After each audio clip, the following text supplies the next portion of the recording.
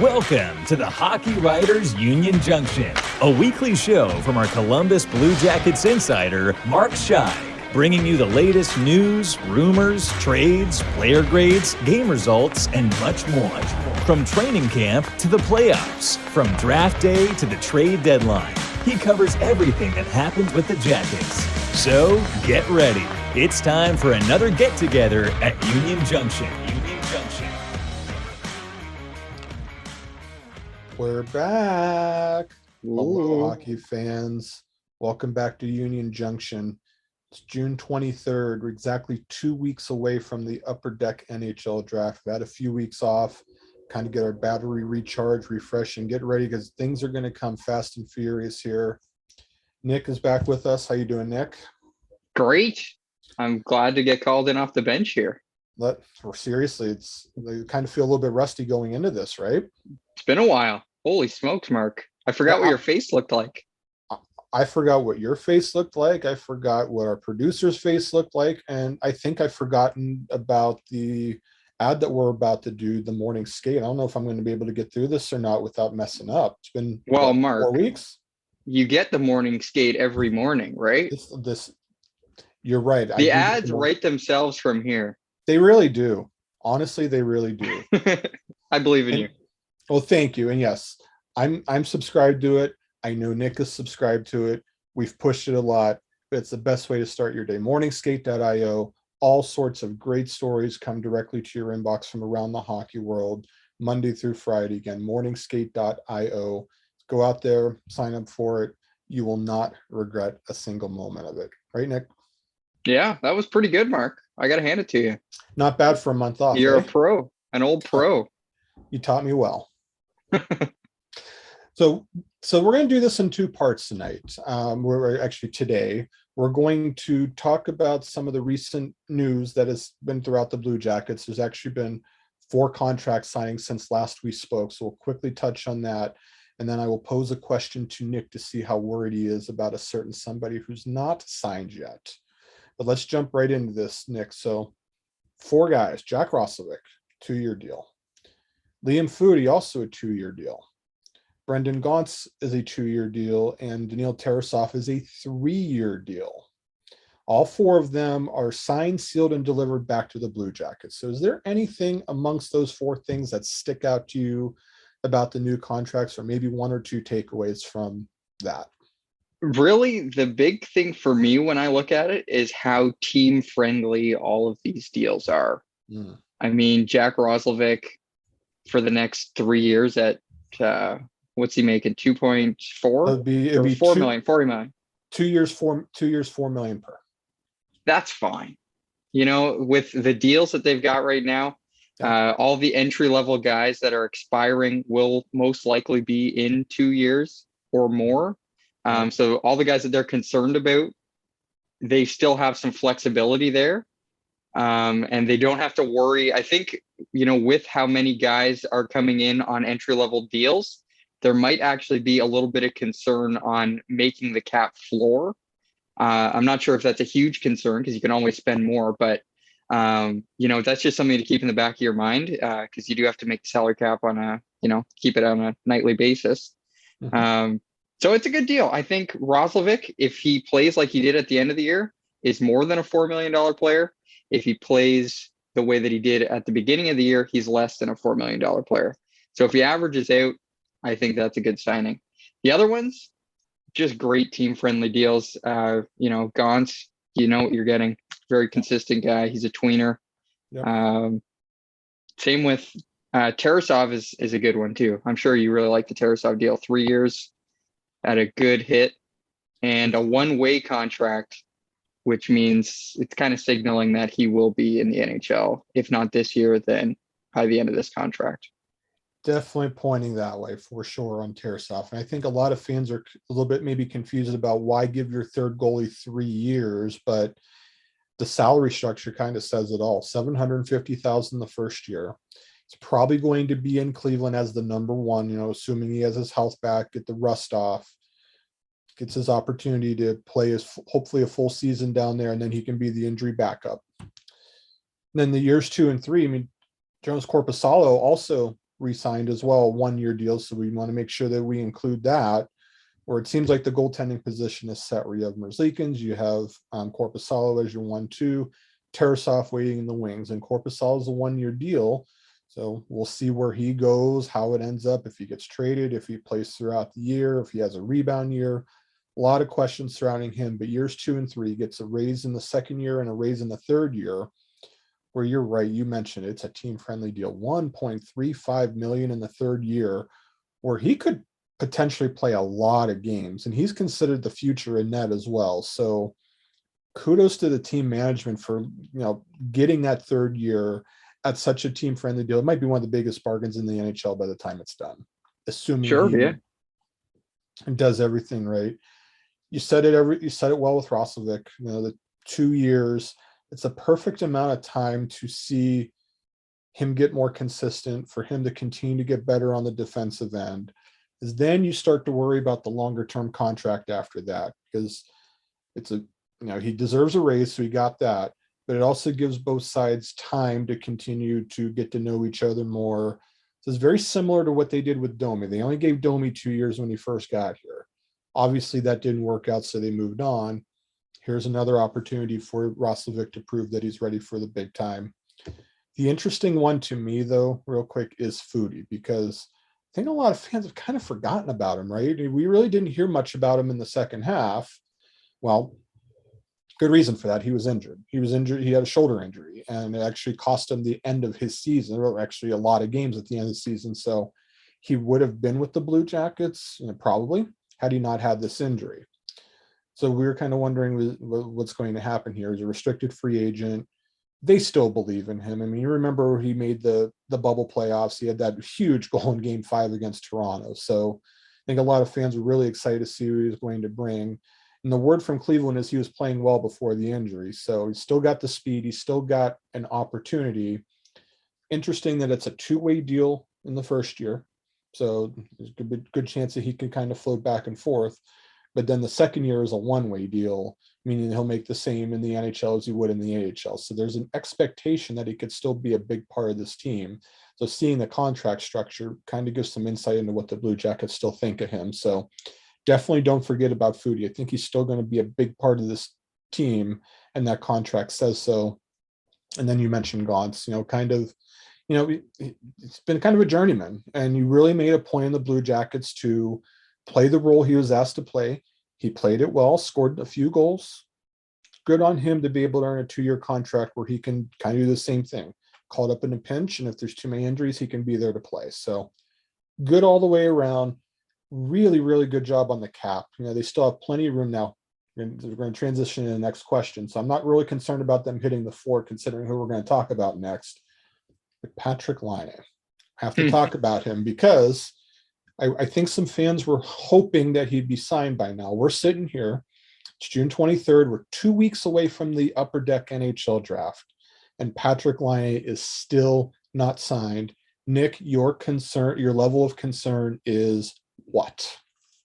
Honestly, I'm leaning towards maybe 2 out of 100. Okay. On a scale of 100. I'm not really concerned, I'll be honest. He's a patient guy, Jarmo Kekalainen. If we're getting into August, then I'll be incredibly concerned. You don't want to turn this into Josh Anderson 2.0. This is a guy of a complete next level caliber compared to a guy like Anderson. But in terms of seeing how the Blue Jackets have mishandled a restricted free agent in the past, that's definitely a case study that you want to avoid in part 2. But I, at this point, not super concerned from me. They've been busy getting all these other guys locked down. Now they have a better idea of what their cap structure heading into next season is. And so maybe they'll be able to make more decisions on how much are we really willing to give up in terms of cap space. Good point about the cap. We know it's 82.5 next year. The league made that official in the last week or so. So there is some understanding of how that's going to work. So now, Nick, am I allowed to say a negative number here on a scale of 1 to 100? Is that allowed? Sure. Go ahead. My level of concern is negative 57. That's so Or specific. it's very, you know, I'll honor Laine. I'll say -29. Why not? That's his Okay, number. all right. Then Well, I that think it means you're makes a little more bit more sense. concerned. You just cut it in half. I just cut it in half. Ooh, it's good math right Jeez. there. Good math lesson. Yeah. I am not in the least bit concerned at all. So let's first give credit to Aaron Portzline, the Athletic. He had his Sunday gathering piece where he gave a nice little update on the Laine situation, had comments from Kekalainen, and pretty much said that, you know, negotiations were still going on. You know, that, you know, it definitely seems like both sides kind of have an idea of what a fair contract looks like. But here's why I'm not concerned at all, because it is what it is. It's negotiation. You knew that there was going to be some back and forth with a player of this caliber. So the Blue Jackets have to balance finding the right cap number for somebody like him. And they don't want to get too cap strapped, but they want to make sure that it's a fair contract. And Kekalainen even went as far as saying, you got to kind of think about the team a little bit as well. So I thought that was a little bit interesting to hear. But yeah, it's June. Like you said, if it's August or September, and then we start to maybe worry a little bit. And you remember he's got arbitration rights as well. So I know the Blue Jackets have to keep that in mind, that they never had to go to arbitration with anybody. Yeah. Could this be the first time that it happens? Well, maybe, but at this point in time, here on June 23rd, I am not concerned about that. Both sides have expressed their desire to want the other one there. This is all standards, nothing out of the ordinary, just kind of normal business to try to negotiate, because the player wants to get paid. The team wants to try to keep as much flexibility as possible to make the team as good as possible. They'll probably find some middle ground somewhere. Let's have this conversation again in a month, maybe month and a half, if we're still at an impasse, though. Yeah, I'd say the other thing is, you know, if you're looking at it from a team perspective, it might actually be a little better that they're not rushing into an extension, because it kind of shows that this is a contract that they're going to want to keep on their books for the next 6, 7, maybe 8 years. So this is something that they're really thinking through a little bit more, instead of just a guy who they might keep for the next 2 or 3 years, where it might come together a little quicker. And they've talked about all sorts of terms, according to Portzline's piece as well.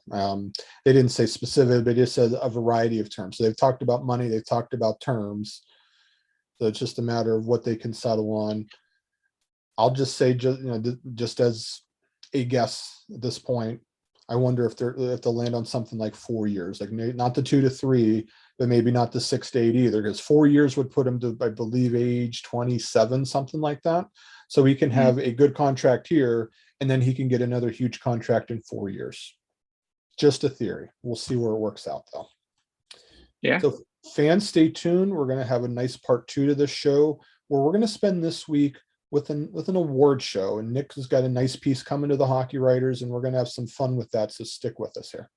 All right. As promised, we're going to spend the rest of the show here with a feature that Nick is going to put to the Hockey Writers. We're going to spend the next little bit talking about. We haven't really done this since the end of the season with the Blue Jackets, and the award show was just handled on Tuesday night, where we saw who won the Hart Trophy in Austin Matthews, and one of the closest Norris votes ever, with Cale Makar beating out Roman Josi. But this is a Blue Jackets show, so what better time than to have a Blue Jackets award show, Nick? That's an excellent segue, Mark. So Mark's going to be handing me the keys on this one. I'm going to be driving the bus, yes, like Kramer when he's trying to deliver the toe. Good reference. But thank you. So let's hop into it. Excited. First, let me ask you, Mark. Yeah. Is it a little weird that they're doing the awards during the Stanley Cup final? What do you think about that? Oh, that's totally, it's because of the pandemic, right? But is it? Yeah, it is. But yes, It's very weird, because that's normally some of the guys winning awards are playing tonight. Some of them were winning. Connor McDavid didn't even come to the event. Yeah. It's normally held in Vegas. Pre-pandemic it was. And so because of how late everything is and how bunched up everything is, yeah, I mean, good job by the league to get everything going. Keenan Thompson did, I think, an okay job. I thought the presenters did a fantastic job with it. So they had to kind of handle things differently. So it was weird.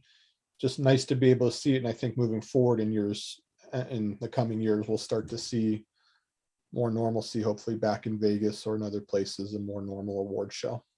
Yeah, it was definitely cool to see it back after a while, but it kind of took me off guard. I was like, whoa, I didn't realize it was coming up so quick. Absolutely. But anyways, let's hop in. We did some predictions before the season. We did a piece on that. You're not going to have to go back and read that because I've got all of our preseason picks in the piece that will be coming out on Thursday. So if you're listening on Thursday, just go over to the Hockey Writers now and click on it. That's right. And follow along. You can follow along. Why not? So anyways, we're going to start off with our predictions for the Blue Jackets standings, where they would finish, how many points they would get. So they did finish in 6th place with 81 points. So right around 500. Not bad. Mark, who do you think was closer between you and me? I'm going to guess you. It was you. Ooh, You guessed 82 points, which is 1 point away. come on. But we both guessed that they'd finished 7th in the Metro. They finished above our expectations. I guessed 79 points. So you were right in the middle there. So not too shabby. Not bad. Good start.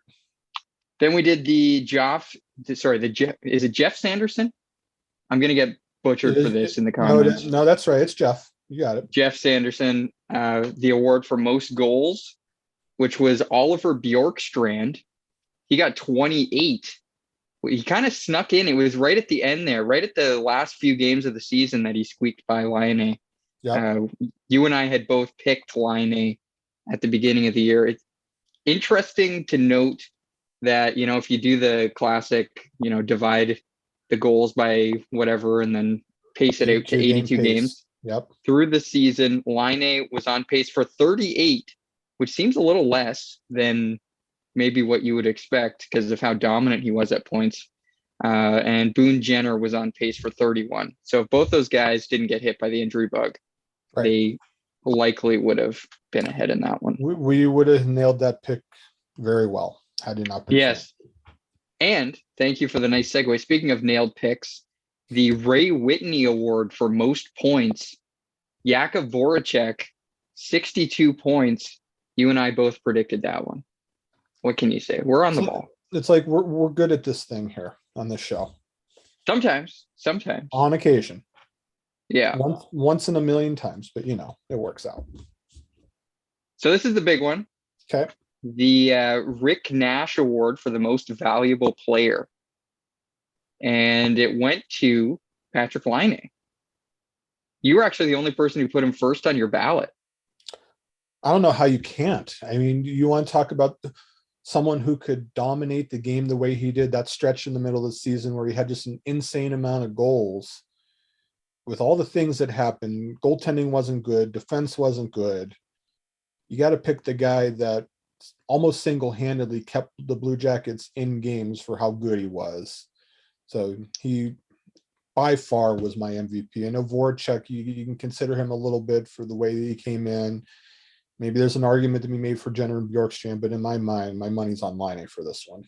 Yeah, he came in second on the other two ballots. So just for the listener, it was me, Mark, and our other Jackets writer, William, who chipped in. Will Espy. Yep. Will Espy. We all did our top 3 picks and then, did the points the way that the NHL teams do for their awards. For their award show. Right.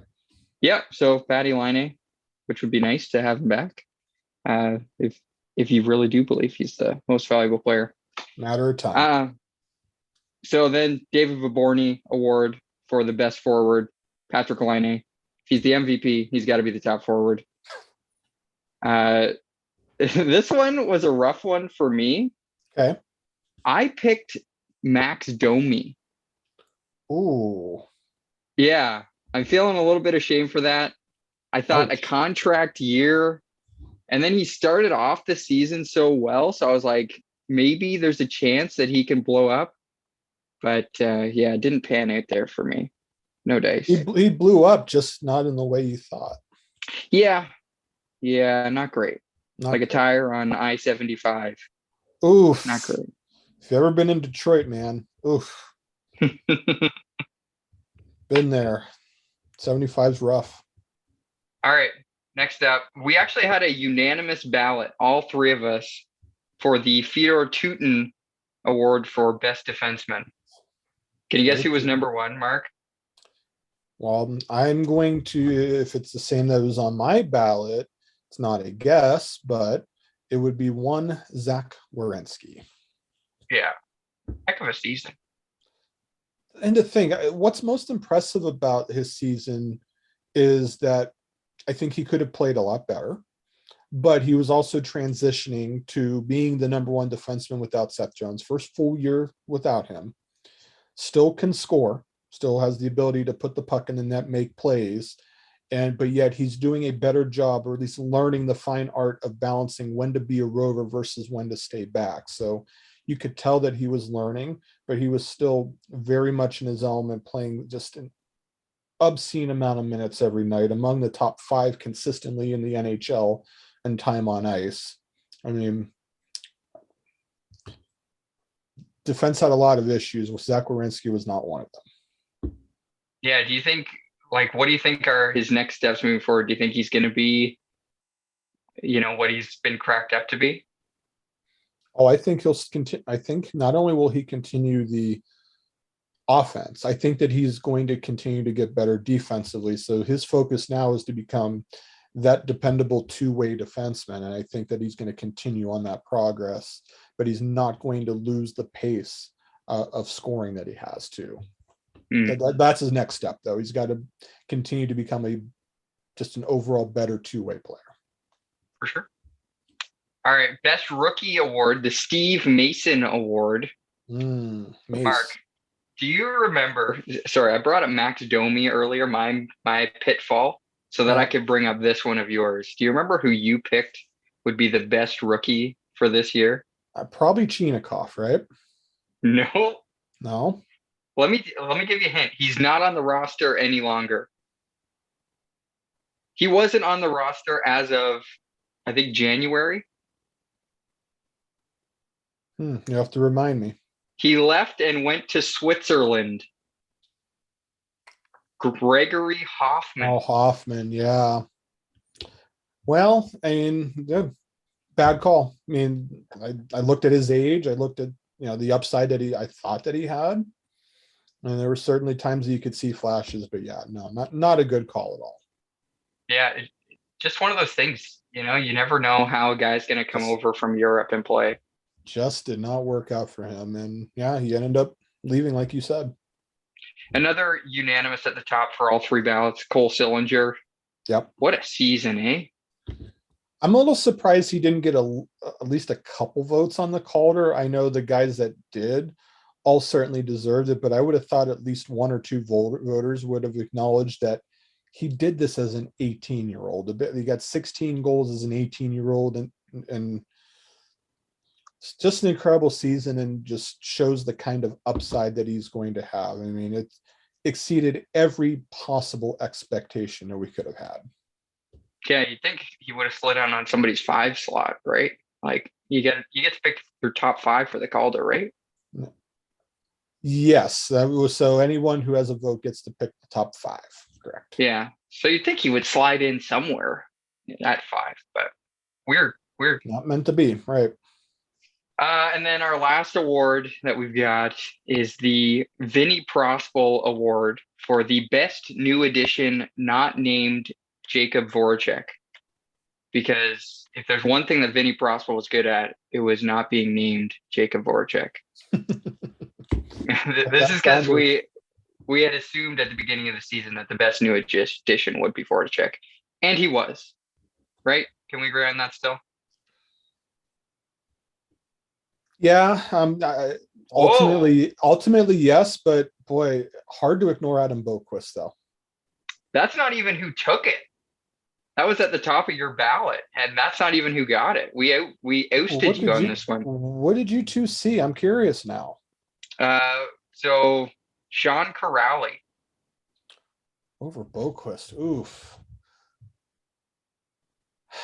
I could see why. Boqvist was my number 2. Okay. But boy, to be able to lead defensemen in goals, though, And I guess it just depends on what you want to measure impact to be. Like what criteria did you use to determine best new addition? Really just his ability to kind of fill in wherever he was needed to. He could have been whatever the team needed him to be, and he was. And he played a lot. So like Boquist was out every once in a while. Defensively, he wasn't the greatest. Right. So there were some deficiencies in his game for the type of player that he is, whereas Sean Corrali brought every single thing that we could have expected from him and a little more. One can argue that there were some defensive deficiencies with him too, despite being able to play everywhere. If you look at some of the maybe more advanced numbers, but your point's valid. I mean, those two really they have to be considered as the best additions, considering what all they brought to the table, right? Corrali brought more, maybe a little bit off the score sheet, where Boquist was double-digit goal scoring for how old he is, just 20, 21 years old. Yeah, it was definitely a toss-up for me. Yeah, and I valued the goals because that's just goal scoring is the hardest thing to do in this league, and for him to be able to do that from the blue line and the way he scored some of those goals, it wowed me at times. I knew he was good at offense. I didn't realize how good he was. The other thing with him is his like posture out there makes him kind of, I don't know what the word is, but it's kind of like when you look at a bunny out in the wild and you're like, oh, that's not going to do anything. You know what I mean? Like his shoulders are so low. He looks very relaxed. Like he's never moving super hard. I don't know if you see the same thing, but like it's kind of talent that's hiding in plain sight. It's interesting. It's very interesting. You're right. And it kind of adds the next level of lethal to his game that I think we should all be very excited to see in the next few years. But he has to get to the gym. He has to get stronger. He has to get better on defense. He knows it. The team knows it. But man, the offensive upside is just so tantalizing. If he can figure out the other side of the game, look out. Yeah, especially if they can, really solidify that top pair. So he's not needed to be, the team shutdown defenseman. He can more so focus on offense.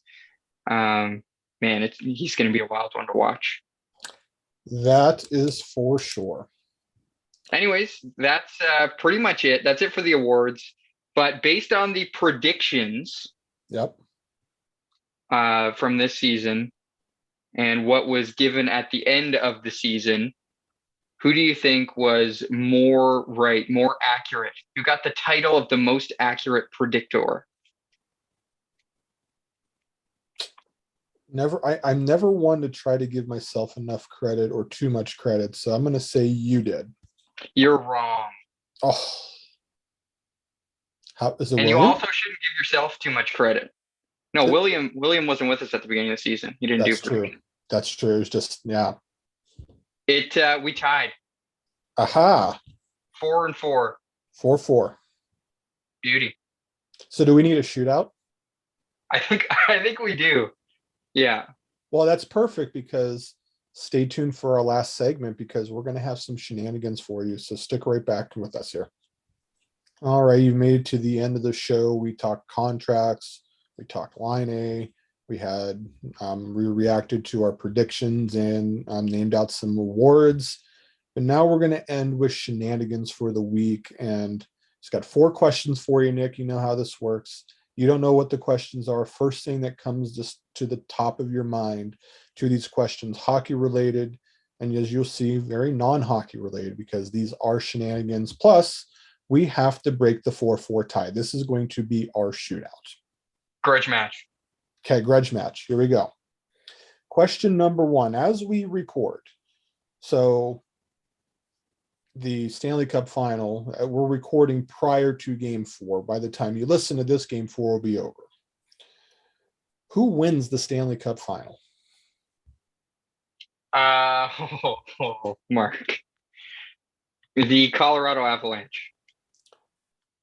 I agree, but I think it goes the distance. I think Tampa Bay is going to have a lot of pride, They still have Andre Vasilevsky, who's going to win them some games. But man, Colorado is so good. I think it goes the distance, but I think Colorado wins as well. So we agree on that one. Oh, damn. Darn it. Question 2. What is John Tortorella going to do to the Philadelphia Flyers in this first season? I think the better question is, what is he going to do to Gritty? Is he going to become best friends with Gritty, or is he going to just hate Gritty so much? That's what I'm going to keep my eye on. That's a really good question, and I expect many articles from you on this very topic. I'll do 6 or 7 a day. There you 6 to 7 per day. Per day, yeah. I will quit my job. Perfect. There's no other better job in the world than to write about Gritty and Torts. There is not. That's the only job that matters. It's everyone's career goal. And I listened to his press conference at first. Cam Atkinson very much vouched for him to come on board.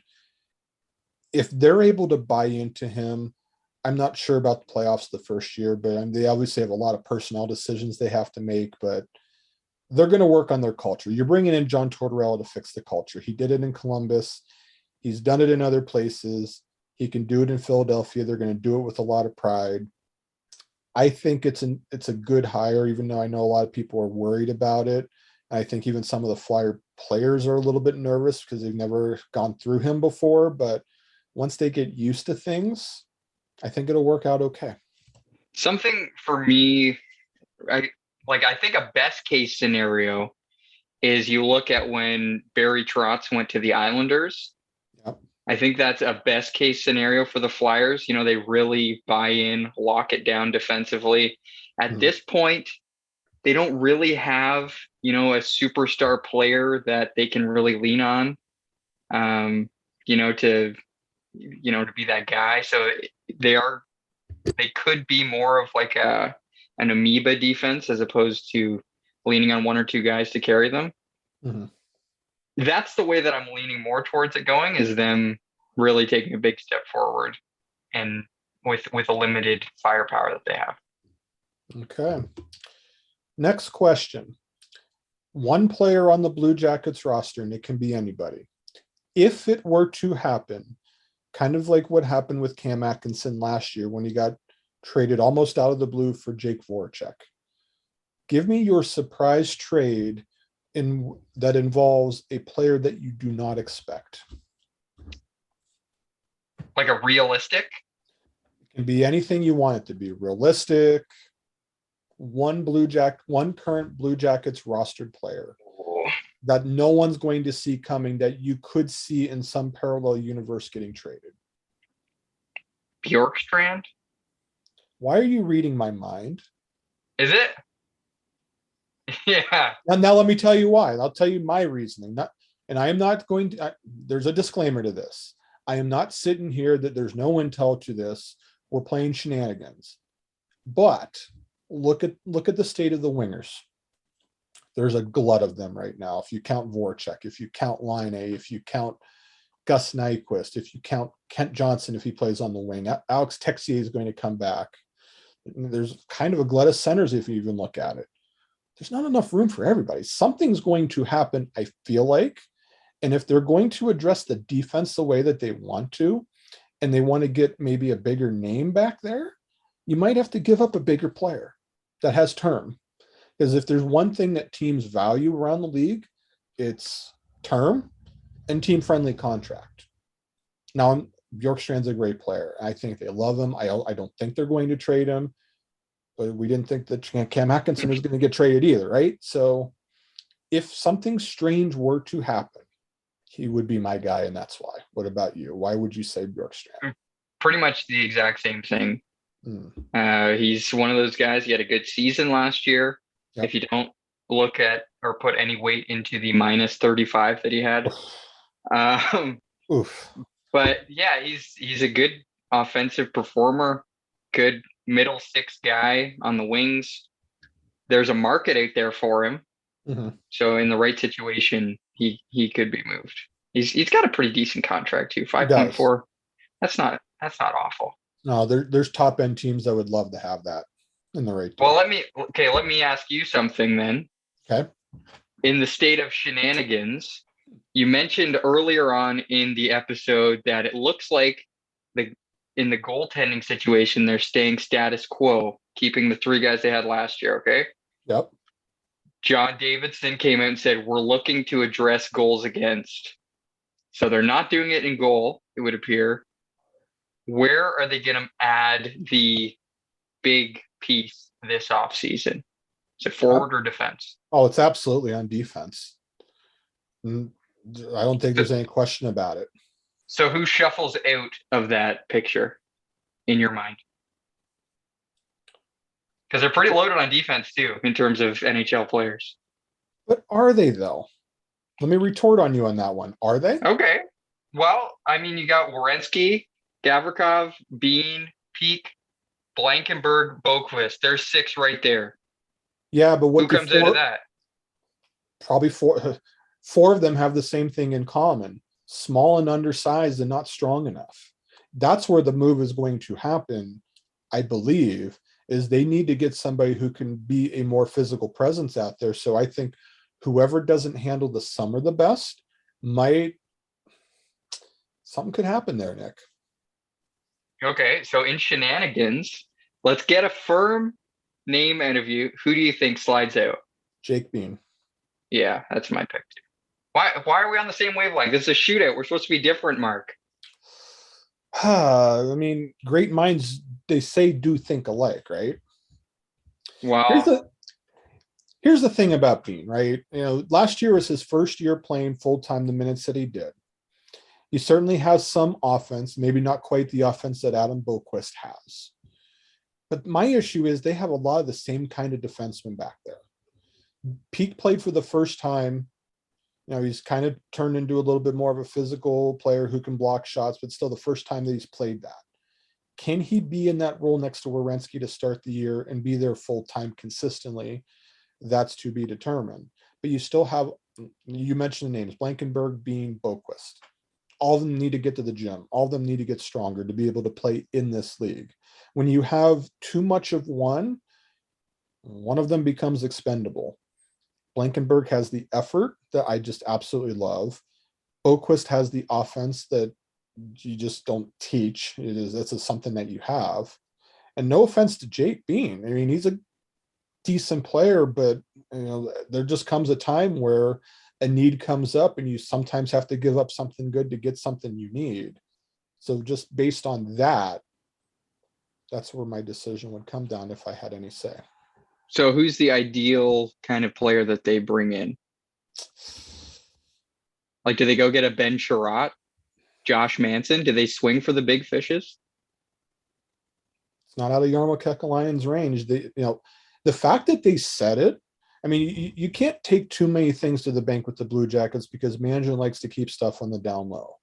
But when the coach, when the general manager, when the president of hockey operations says we need to prevent goals against, and they're running back the goaltender, that leaves defense.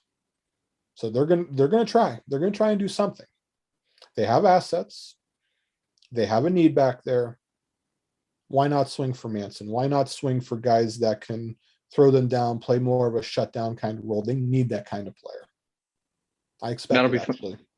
That'll be a fun discussion in the lead up to the free agent period, and I would assume that we'll be doing a show beforehand, right, Mark? We're doing 3 shows after this one, so 4 in a row, leading up because we'll set up the draft, we'll set up free agency, and then because then we'll record the night before the draft, so then that episode will drop on draft night, and then the 13th is free agency, and that's Wednesday, and we'll record that night for the next day, so we'll be able to react to day 1 of free agency too. So the next 4 weeks we got a show.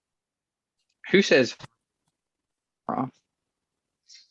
what's that? Oh geez, who says hockey writers take? Yeah, seriously, we never take any sort of time off, right? No, never. It's too many things to talk about. So last shenanigans question. Always. Yep. Last shenanigans question before we ended here. Summer, it's coming up here. So vacation spots. Tell me a place that you would go to spend a vacation during the summer? If I could go anywhere, If you could go anywhere you want. I'd love to go to Iceland. Ooh. Why Iceland? I've been before, and we drove around the island. We took 10 days and drove around, Mhm. and it was just spectacular. But we did it near the winter, so I'd love to see what it's like when it's like 17 hours a day of sun. Oh, I hear it's gorgeous. Good call. Now, I'm going to answer this because I'm actually going to do this in August, but I'm actually going to go over to the New Jersey coast, like Cape May, New Jersey. It's right on the Atlantic Ocean. They got cruises where you can, go out on the Atlantic. You can do a sunset cruise. You can do whale watching. It's a very good tourist town where there's a lot of different things that you can do. And it's also somewhat close to where I live as well. So keeping it a little bit realistic, but that's happening in August once all the shenanigans of hockey kind of die down. But New Jersey coast for me, Cape May, one of the best New places you can Jersey. go. Yeah, awesome. Anyone in New York right now is just turning us off. Why? If you ever been, it's That's really like saying good. you're going to Michigan. Oh, but if it's Columbus though, they got a lot of Michigan guys. That's true. That's true. There's a lot. There Wow, they're is. invading. And who knows, there could be more if they draft certain prospects at the Upper Deck NHL draft, Nick. Way to plug your latest piece. Yes, Mark. if you Welcome. haven't checked it out, my latest is out. It's the steal of the draft. And he spoke to the Blue Jackets and called that interview. He said it went really well. So check it out on the Hockey Writers, see who I'm talking about. You got me with your clickbait title, Mark. Clickbait title. There's Well, a clickbait title because he doesn't say exactly who it is. And then you got to scroll a bit. Oh, Mark, you got me good. hook, line, and sinker. That's it. Fans, listen, thank you so much for joining us. Great to be back. We said we're going to be back. 4 shows coming at you. And we're going to make sure you guys are over prepared for the rest of the offseason, the NHL draft, free agency. Things are going to start to really heat up. So stick with us. We'll make sure that you're kept up to date. Thank you for your time. Have a great week. Enjoy the beginning of summer, and we will see you next week here on Union Junction.